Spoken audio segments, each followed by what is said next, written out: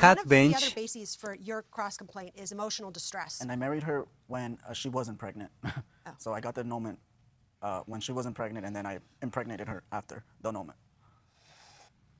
That doesn't help. Okay, That really doesn't help. Were you drinking all of this time? During that time, we were both abusing alcohol and marijuana. Okay, one of the bases for your cross complaint is emotional distress. And we were provided with some text messages that you sent to him where you are telling him that if he's not with you, you're going to harm yourself. At that time, I was not in a good state of mind.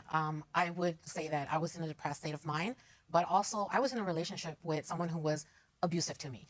This person tore me away from everybody. I understand, but what I'm telling you is when I see these text messages, the emotional abuse at least was going both ways. Correct. Because using the threat of self-harm as a means of trying to get someone else to do something is abusive. Yeah, during that time, I will admit that those were not good things to say. Okay, good. Now, the most recent thing we have from you on that is about 4 years old. Do you have anything more recent than that? No. I understand it happened in the past, but we have to consider the statute of limitations on a claim like that. Right, And but at that time, I was very discombobulated with what I was receiving, and I was like, I didn't know how to I respond to understand. it. Okay. Ms. Regalado, I want to go to page 2 of your evidence because this is your sort of tally of what is owed here.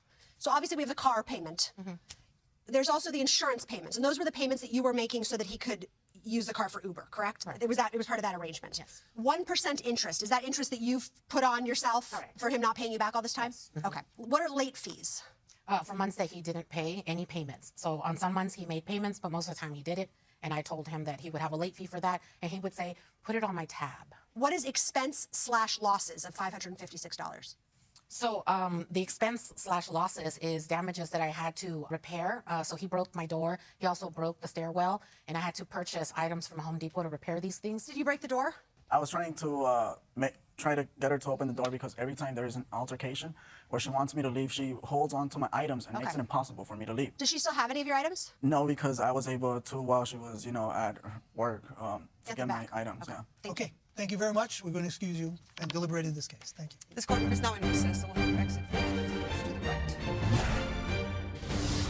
All right, this is really dark, and I think this relationship is really toxic. Very, very sad.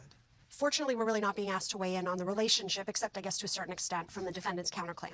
I think the plaintiff is entitled to some money. If we go through her list, she's entitled to be reimbursed for the car payments. That was clearly a separate transaction in the course of this relationship so that his mother could visit him in the hospital. She made his car payments, he got to keep the vehicle, and the mother used the vehicle.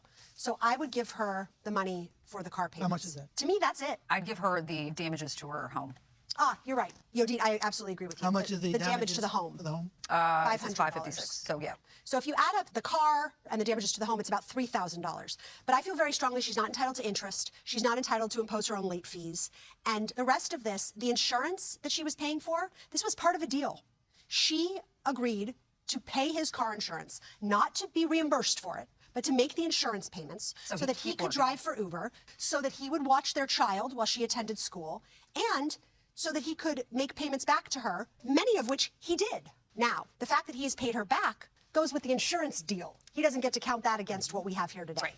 So I think both of those go away. fair. They're not part of what they're entitled to get today. I would dismiss his counterclaim. Oh, yeah. I believe these threats of self-harm could cause him significant emotional distress. However, because it happened over 5 years ago, it's far outside of the statute of limitations. Yeah. So we don't have to get into that. The rest of his complaint, other than that, as far as I see it, is that she's harassing him by bringing this lawsuit, and that's clearly not a basis for To have him stay in her life. And I just- $3,000 it's in favor of ridiculous. the plaintiff. Yes, and Yeah. We're all hopefully in these two agreement. can